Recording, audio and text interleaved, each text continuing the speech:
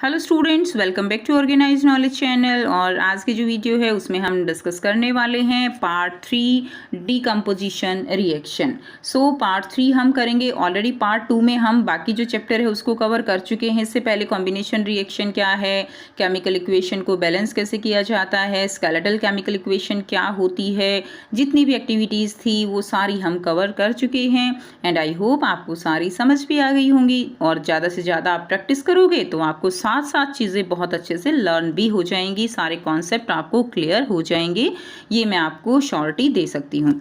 So video शुरू करने से पहले अगर आप चैनल पर न्यू हो तो सब्सक्राइब कर लीजिए। सो अब हम इस वीडियो में करेंगे डीकम्पोजिशन रिएक्शन। इसके साथ हम आगे कंटिन्यू करेंगे। सबसे पहले हम समझ लेते हैं डीकम्पोजिशन का मतलब क्या होता है। तो डीकम्पोज का मतलब क्या होता है बच्चों? डीकम्पोज का मतलब होता है टूटना। तो यहाँ पे भी कुछ ऐसा ही हमें लग रहा है कि कुछ ऐसा होगा कि जो रिएक्टेंट्स हैं वो क्या कर जाएंगे, वो डिकम्पोज कर जाएंगे, टूट जाएंगे, जो है एक से ज़्यादा प्रोडक्ट में टूट जाएंगे, दो या दो से ज़्यादा प्रोडक्ट में वो टूट जाएंगे। तो उन रिएक्शंस को हम क्या कहते हैं? उन रिएक्शंस को हम डीकम्पोजिशन रिएक्शन कहेंगे। अब यहाँ पे एक्टिविटी दी गई है 1.5। तो ये देखिए एक्टिविटी में क्या दिया गया है, you have to take about 2 gram ferrous sulphate. आपको फेरस सल्फेट लेना है। फेरस सल्फेट का फॉर्मूला होता है FeSO4। बच्चों साथ में लिखा गया है क्रिस्टल्स, और जो क्रिस्टल्स फॉर्म में होता है तब फेरस सल्फेट का फॉर्मूला होता है 7H2O। इस चीज़ को बिल्कुल ध्यान से समझिए। आपको पेपर में भी कुछ इस तरह से दिया जाए तो आपको ध्यान रखना है कि अगर साथ में क्रिस्टल्स लिखा है तो यानी फेरस सल्फेट एंड 7H2O ये फॉर्मूला रहेगा। यहाँ पे जो 7 वाटर मॉलिक्यूल हैं इनको हम कहते हैं वाटर ऑफ क्रिस्टलाइजेशन। क्या कहेंगे? इनको हम कहेंगे water of crystallization. So FeSO4 7H2O। तो ये हमने एक ड्राई बॉइलिंग ट्यूब में ले लेना है। एंड इसका कलर आपको देखना है कि कैसा है। तो यहाँ पे इसका कलर जो होगा वो आपको रहेगा यहाँ पे ग्रीन कलर। ठीक है। अब आपको क्या करना है, आपको इसको इस तरह से स्प्रिट लैंप पे गर्म कर देना है। आप देखिए जब आप इसको गर्म करोगे तो धीरे धीरे इसका कलर जो है आप देखोगे कि इसका कलर चेंज हो गया है। कलर चेंज जो होगा, कलर चेंज हो जाएगा ग्रीन से वाइट। ऐसा क्यों हुआ? तो ऐसा इसलिए होता है कि जब आप इसको गर्म करोगे, ग्रीन वाले जो आपने क्रिस्टल्स लिए हैं उसमें जो 7 वाटर मॉलिक्यूल हैं वो इवेपोरेट होना शुरू हो जाएंगे, और धीरे धीरे जो 7 वाटर मॉलिक्यूल हैं वो सारे इवेपोरेट हो जाएंगे और सॉल्ट का कलर चेंज हो जाता है और वो हो जाता है वाइट कलर का। ये सारी एक्टिविटीज़ भी हम आपको करके दिखाएंगे, एंड जिससे आपको और भी टॉपिक जो है ये जो चैप्टर की जितनी भी एक्टिविटीज़ हैं वो सारी आपको क्लियर हो जाएंगी। उसके बाद नेक्स्ट देखिए यहाँ पे, अब यहाँ पे क्या करना है आपने, तो आपने नोट करना है कि जो क्रिस्टल्स का कलर था वो कैसा हो गया। तो क्रिस्टल का कलर जो है वो यहाँ से कैसा हो जाता है, ग्रीन से वाइट हो जाता है। ठीक है, बहुत इंपॉर्टेंट रिएक्शन है। अब देखिए उसके बाद क्या होगा, आप फर्दर हीट करोगे उसको, और उसकी जो ऑर्डर है आप इस तरह से जो इसके फ्यूम्स निकलते हैं उनको इस तरह से अपने माउथ की तरफ लाके, और उसको उसकी जो ऑर्डर निकल रही है, जो उसकी स्मेल निकल रही है फ्यूम्स की, वो आप उसको स्मेल करोगे। ठीक है, उसमें आपको जो स्मेल आएगी, जो ऑर्डर है, वो बर्निंग सल्फर की स्मेल आएगी। तो ये रिएक्शन कैसे होती है, तो FeSO4 है, इसको जब आप फर्दर हीट करोगे तो ये टूट जाता है, डिकम्पोज हो जाता है into ferric oxide and plus sulphur dioxide and plus sulphur trioxide. ठीक है। अब इस रिएक्शन में क्या है कि जो सिंगल रिएक्टेंट है, देखिए सिंगल रिएक्टेंट कौन सा है, FeSO4। ये जो है 2 और मोर सिंपलर जो प्रोडक्ट हैं उनमें ब्रेक हो जाता है, Fe2O3 plus SO2 plus SO3। तो ये रिएक्शन कैसी है, इट्स अ डीकम्पोजिशन रिएक्शन। ठीक है, ये कैसी रिएक्शन रहेगी, ये डीकम्पोजिशन रिएक्शन है। Now after decomposition reaction sulphur dioxide बनता है, सल्फर ट्राइऑक्साइड बनता है एंड फेरिक ऑक्साइड बनता है जो कि सॉलिड होता है। एंड यहाँ पे अब आपको जो देखिए नेक्स्ट रिएक्शन जो दी गई है, सो ये आपकी एक इंपॉर्टेंट रिएक्शन हो गई फेरस सल्फेट की। सेकंड जो रिएक्शन है that is the decomposition of calcium carbonate. अब देखिए जो कैल्शियम कार्बोनेट है इसको जब आप हीट करते हो तो ये भी डिकम्पोज हो जाता है। हमने पिछले जो पार्ट था उसमें पढ़ा था कि जो कैल्शियम कार्बोनेट है इसका कॉमन नेम क्या होता है, that is known as lime और क्विक लाइम। ठीक है, और जो कि सीमेंट बनाने में यूज़ किया जाता है, it is used in the manufacture of cement. तो ये बहुत इंपॉर्टेंट क्वेश्चन बनते हैं बच्चों 1 मार्क के बीच में कि मैन्युफैक्चरिंग ऑफ सीमेंट में कौन सा जो केमिकल है उसका यूज़ होता है, तो वो यूज़ करते हैं हम calcium carbonate. Clear, calcium carbonate. और यहाँ से एक बात और, जो फेरिक ऑक्साइड होता है ये ब्राउन कलर का होता है, ध्यान दीजिएगा, फेरिक ऑक्साइड ब्राउन कलर का होता है। अब उसके बाद क्या होता है कि जब डिकम्पोजिशन रिएक्शन होती है तो हम इसको हीट सप्लाई करके और इसको ब्रेक करते हैं, दैट इज क्विकलाइम बनता है एंड कार्बन डाइऑक्साइड बनता है। ठीक है, सो लाइमस्टोन जो है वो टूट जाएगा CaCO3 एंड किस में टूट जाएगा, क्विकलाइम में एंड कार्बन डाइऑक्साइड में। तो इस तरह से ये रिएक्शन हो जाती है and this reaction is used in the manufacture of cement. And ये भी रिएक्शन किसका एग्जाम्पल रहेगी, ये रिएक्शन रहेगी थर्मल डिकम्पोजिशन का। थर्मल का मतलब क्या है यहाँ पे, यानी जो डिकम्पोज हो रहा है that is in the presence of heat. So ये किसका एग्जाम्पल है, थर्मल डिकम्पोजिशन का। नेक्स्ट देखिए एक्टिविटी 1.6 दी गई है, take about 2 gram lead nitrate powder in a boiling tube. Lead nitrate powder आपको लेना है, यहाँ पे रिएक्शन लिख रही हूँ, आप साथ साथ कॉपी में लिख सकते हैं। लेड नाइट्रेट का फॉर्मूला रहेगा PbNO3 होल ट्वाइस। जब हम इसको हीट देंगे, ठीक है, इसको हम हीट सप्लाई करते हैं बॉइलिंग ट्यूब में, उसके बाद क्या होगा, इसको जब हम हीट देते हैं तो ये ब्रेक हो जाता है, डिकम्पोज हो जाता है, PbO lead oxide plus nitrogen dioxide NO2 and साथ में यहाँ पे रहेगी ऑक्सीजन। अब यहाँ पे ध्यान देने वाली बात ये है कि जब ये ब्रेक होता है तो यहाँ पे NO2 के यानी नाइट्रोजन डाइऑक्साइड के ब्राउन फ्यूम्स निकलते हैं, एमिशन ऑफ ब्राउन फ्यूम्स। ये जो भूरे रंग का धुआं निकलता है बहुत अच्छे से, ब्राउन फ्यूम्स, जो कि किसके होते हैं, NO2 के होते हैं।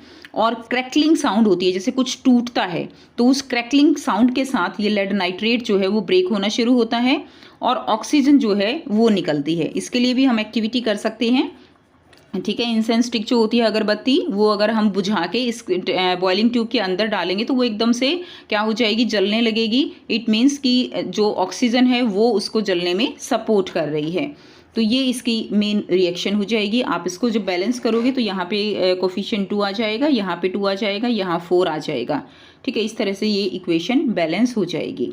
तो इस इक्वेशन को आप नोट डाउन कर सकते हो यहाँ से, ठीक है। उसके बाद नेक्स्ट देखिए, नेक्स्ट हम करेंगे, यहाँ पे आपको जो इक्वेशन है वो दी गई है, लेड नाइट्रेट लेड ऑक्साइड में टूट जाएगा plus nitrogen dioxide plus oxygen. Second जो एग्जाम्पल हम लेंगे, देखिए अब हमने पहला एग्जाम्पल पढ़ा थर्मल डिकम्पोजिशन का, अब हम पढ़ेंगे इलेक्ट्रोलिसिस ऑफ वाटर, यानी आप कह सकते हो कि इलेक्ट्रिसिटी के कारण जो डिकम्पोजिशन होता है। इसके लिए हम क्या करेंगे, हमने यहाँ पे एक जो है इस तरह का सिस्टम बना लिया है, मग लिया है, इसमें हमने कार्बन ग्रेफाइट रोड ली हैं और वाटर, देखिए इसको हमने पूरा इस सर्किट जो है हमने इसको बना लिया है। ये यहाँ पे क्या है, एनोड है, ये कैथोड है, इसके साथ हमने 6 वोल्ट की बैटरी लगा दी है, यहाँ पे रबर स्टॉपर हैं। यहाँ पे जो टेस्ट ट्यूब है वो हमने इस तरह से पानी भर के उल्टी करके रख दी हैं और एक पूरा सर्किट यहाँ पे बना लिया है। ये प्लास्टिक मग है। अब हम क्या करेंगे, जब इसके अंदर से इलेक्ट्रिसिटी जब पास करवाते हैं तो क्या होता है कि थोड़ी देर बाद हम देखते हैं कि यहाँ पे गैस जो है वो इकट्ठा होना शुरू हो जाती है।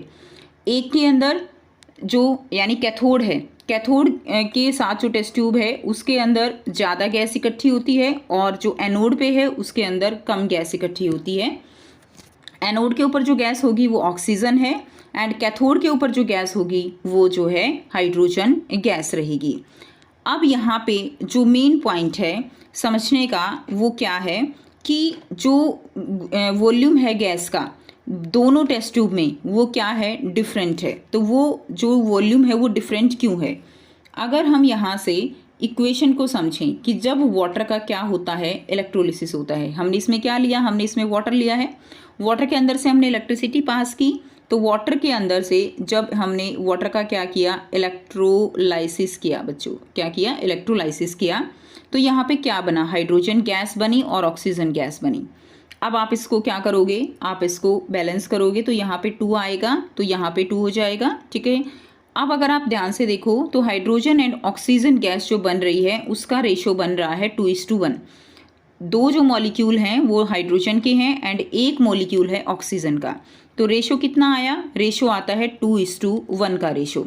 यानी यहाँ पे हाइड्रोजन का जो वॉल्यूम है वो डबल होगा किससे, ऑक्सीजन से, ठीक है। तो इसको हम इस इक्वेशन के थ्रू बहुत ही आसानी से समझ सकते हैं कि क्यों हाइड्रोजन का वॉल्यूम डबल होता है किससे, ऑक्सीजन से, जो गैस यहाँ पे कलेक्ट होती है। तो ये आपकी कंप्लीट यहाँ पे जो एक्टिविटी है वो दी गई है, जो हमने इसको जस्ट अभी समझा, तो आप इसको रीड कर सकते हो। क्लियर। उसके बाद देखिए यहाँ पे आपको दिया गया है which gas is present in each test tube, तो आप बता सकते हो easily which gas, hydrogen and oxygen. Now third type की जो डिकम्पोजिशन रिएक्शन है that is photolytic decomposition reaction. Photolytic, photo का मतलब क्या होता है यहाँ पे देखिए, थर्ड टाइप की है ये फोटोलिटिक डिकम्पोजिशन। पहले हमने कौन सी पढ़ी, thermal decomposition, then electrical decomposition you can say, and electrolysis of water जिसमें हमने पढ़ा, and third is photolytic decomposition. Photo का मतलब क्या होता है, फोटो का मतलब होता है लाइट, एंड लिटिक का मतलब यहाँ पे क्या है, डिवाइड होना। यानी इन द प्रेजेंस ऑफ लाइट जब कोई भी रिएक्टेंट्स जो है टूटता है उसको हम फोटोलिटिक डिकम्पोजिशन कहते हैं।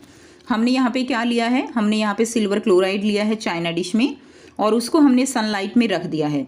उसके बाद हम थोड़ी देर बाद सिल्वर क्लोराइड जो है उसका जो कलर है वो चेक करेंगे कि उसका कलर क्या हो जाता है, उसका कलर वो चेंज हो जाता है, ठीक है।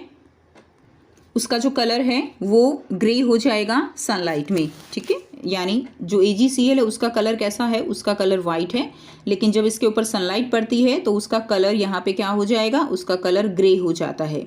यानी यहाँ पे डिकम्पोजिशन रिएक्शन हो गई, और उस डिकम्पोजिशन में जो सिल्वर क्लोराइड है वो टूट जाता है सिल्वर प्लस क्लोरीन गैस में। क्लोरीन गैस निकल जाती है और सिल्वर जैसा होता है मेटल ग्रे कलर की, वैसी मेटल जो है यहाँ पे हमें मिलती है। तो ये जो रिएक्शन है इसको हम बोलते हैं photolytic decomposition reaction. Silver bromide जो है वो भी इसी तरह से बिहेव करेगा सेम वे। तो सिल्वर ब्रोमाइड भी टूट जाएगा in the presence of sunlight, Ag plus Br2, silver plus bromine में टूट जाएगा। और जो ये रिएक्शंस हैं they are used in black and white photography. ये सारी रिएक्शंस जो है किसमें टूट जाती हैं, ये सारी रिएक्शंस जो है किसमें यूज़ होती हैं, ब्लैक एंड वाइट जो फोटोग्राफी की जाती है उसमें। एक्चुअली होता क्या है स्टूडेंट्स, यहाँ पे जो सनलाइट है उसके अंदर फोटोन्स होते हैं, ठीक है। क्या होते हैं, फोटोन्स। और जो फोटोन्स हैं वो सोर्स हैं एनर्जी का, सोर्स ऑफ एनर्जी है, जिसकी वजह से यहाँ पे एनर्जी गेन करके जो सिल्वर ब्रोमाइड है या सिल्वर क्लोराइड है उसका डिकम्पोजिशन हो जाता है। यहाँ पे जो सिल्वर ब्रोमाइड है इसका कलर कैसा होता है, इसका कलर होता है लाइट येलो, ध्यान रखेंगे। सिल्वर ब्रोमाइड का कलर यहाँ पे लाइट येलो कलर होता है, और सिल्वर क्लोराइड का कलर यहाँ जो है वाइट कलर का होता है, सिल्वर क्लोराइड। उसके बाद नेक्स्ट देखिए, अब आपको यहाँ पे दिया गया है कि अब हमने बहुत सारी रिएक्शन पढ़ी, हमने जो इलेक्ट्रोलिसिस ऑफ वाटर का वो पढ़ा, हमने थर्मल डिकम्पोजिशन रिएक्शन पढ़ी, हमने फोटोलिटिक डिकम्पोजिशन रिएक्शन पढ़ी। सो यहाँ पे जो ये रिएक्शन है ये डिकम्पोज हो रही है इन द प्रेजेंस ऑफ हीट, यानी जब हम उसको हीट, लाइट या इलेक्ट्रिसिटी दे रहे हैं तब जो रिएक्टेंट्स हैं वो टूट रहे हैं। सो ऐसी रिएक्शन जिनके अंदर एनर्जी जो है एब्जॉर्ब की जाती है और तब वो ब्रेक होते हैं, that are known as endothermic reaction. उनको हम क्या कहेंगे, उनको हम कहेंगे एंडोथर्मिक रिएक्शन। एंडो का मतलब क्या होता है, यानी एक तरह से हीट को लेना, ठीक है। थर्म का मतलब हीट है, तो यहाँ पे इन रिएक्शंस को हम कहते हैं एंडोथर्मिक रिएक्शन। अब आपको यहाँ पे एक एक्टिविटी करने के लिए दी गई है जिसमें आपको क्या करना है, आपको बेरियम हाइड्रोक्साइड लेना है। बच्चों बेरियम हाइड्रोक्साइड का फॉर्मूला क्या होता है, BaOH होल ट्वाइस। साथ में आपको लेना है 1 ग्राम अमोनियम क्लोराइड। अमोनियम क्लोराइड का फॉर्मूला होता है NH4Cl। उन दोनों को आपको मिक्स कर देना है ग्लास रोड से। अब आपको क्या करना है, आपको जो टेस्ट ट्यूब है उसको अपनी जो बॉटम है, बॉटम उसको अपनी पाम से जो है क्या करना है, उसको फील करना है कि आपको वो कैसी लग रही है, यानी गर्म लग रहा है, ठंडा लग रहा है, और फील करके बताना है कि वो रिएक्शन एक्सोथर्मिक है या एंडोथर्मिक है। अगर गर्म लग रहा है तो इट मीन्स वो एक्सोथर्मिक है, उसमें हीट इवॉल्व हुई है, और अगर ठंडा लग रहा है तो इट मीन्स वो जो है क्या है, एंडोथर्मिक है, उसने जो हीट है वो एब्जॉर्ब की है। तो यहाँ पे जो ये रिएक्शन होती है इट्स एन एंडोथर्मिक रिएक्शन, यानी आपको जो टेस्ट ट्यूब है वो ठंडी फील होगी। अब इसमें रिएक्शन में क्या क्या है, बेरियम हाइड्रोक्साइड और अमोनियम क्लोराइड, इसमें क्या बनता है, इसमें बेरियम क्लोराइड BaCl2 बनता है, प्लस अमोनिया बनता है, एंड प्लस वाटर बनता है यहाँ से, ठीक है।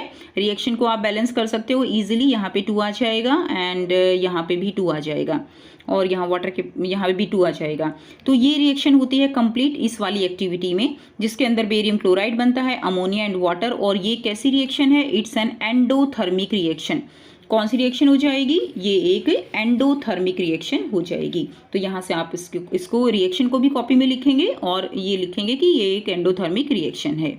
नाउ अब आपको यहाँ पे देखिए 2 क्वेश्चंस दिए गए हैं, ठीक है। दोनों क्वेश्चन जो है आपके इन टेक्स्ट क्वेश्चन हैं और इन दोनों को हम डिस्कस करेंगे।